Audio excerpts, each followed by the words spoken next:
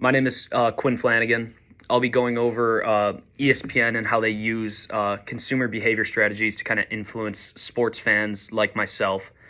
ESPN isn't just a sports channel, it's a company that just understands why people watch and follow sports, and they use a lot of tactics to do so. So I'll just be going over those today.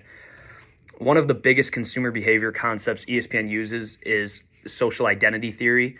Sports fans don't just watch sports, they kind of identify themselves with teams. And I see that myself. I'm a big Notre Dame fan, and I'll say, like, we won or we lost. And most people around the world do that with their team. They kind of just identify with them.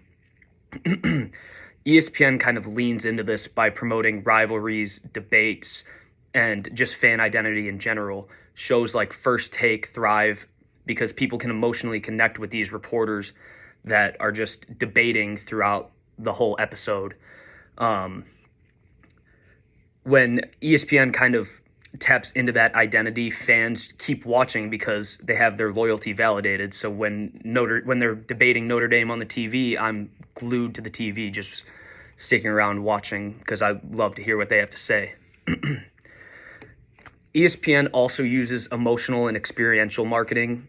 Sports are just emotional by nature, so ESPN just highlights this by their music choices, dramatic personal stories where you can connect with these athletes and kind of hear their journey, and documentaries like 30 for 30, which I watch a great deal of those, which I think are great. SportsCenter is kind of their top or most popular video, like, long term. It's been going around for a long time, and that kind of hits for all ages. Like, my dad is 60 years old and loves watching SportsCenter. Me, at 20 years old, I've been watching SportsCenter for the last 10 years or so. And moving on, consumer behavior has kind of shifted towards digital platforms, and ESPN has had to adapt, which I would say that they have done so successfully. The ESPN app, for example, allows you to kind of like customize and personalize the app to what you want to see. So if you wanted to watch the Chicago Bears or get only Chicago Bears stuff on your feed, you can do that. And that's kind of where people are at now. Notifications pop up all the time. If I'm sitting around on an NFL Sunday, my phone's buzzing every 5 minutes just to keep people engaged, keep people tapping into your app. And because that's kind of what it is now. These younger generations are glued to their phones. So by doing that, you have them going on your app all the time, and it just becomes a habit. It's part of your daily routine. ESPN Plus also, for example, the subscription and just kind of like offering exclusive content for these consumers. They partnered with Hulu, Disney Plus, and I believe some like UFC fights.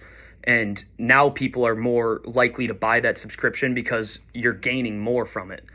So I think that was a huge success for ESPN. ESPN also understands generational differences, like I was saying earlier. Boomers and Gen X, who grew up with like the traditional TV, they kind of prefer that type of media and consuming that type of media as opposed to like us. We like the streaming services and social media content and all that, and ESPN has kind of provided a good mix of both so that they can like broaden their audience.